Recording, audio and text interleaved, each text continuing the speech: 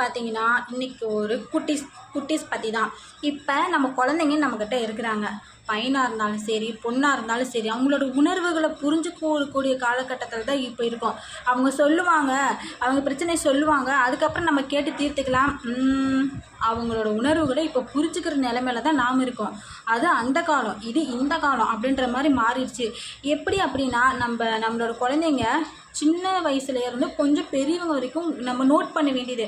நம்ம எப்பயுமே நம்மக்கிட்ட ஒரு ஜாலியாக பேசுவாங்க, இல்லைன்னா விளையாடுறது, ஏதாவது கேட்குறது, இந்த மாதிரி எல்லா விஷயமே நார்மலாக இருக்கும்போதும் நம்ம ஒரு சில கவனம் இருக்கும்.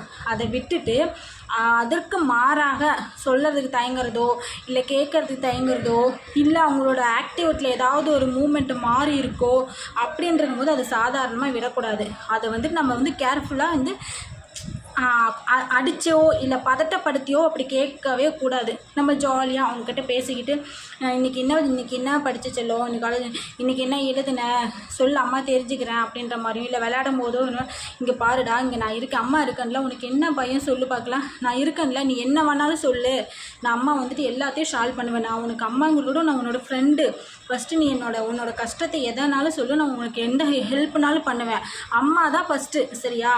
அம்மா எதையுமே எதிர்பார்க்காம நான் ஹெல்ப் பண்ணுவேன், அதனால் உன்னோட பிரச்சனையை சொல்லுன்னு சொல்லிட்டு நம்ம அந்த வழியில் கொண்டு போய் அவங்கக்கிட்ட நம்ம கேட்கலாமா ஒளியோ அடித்தோ அதுகிட்டே கேட்கவே கூடாது.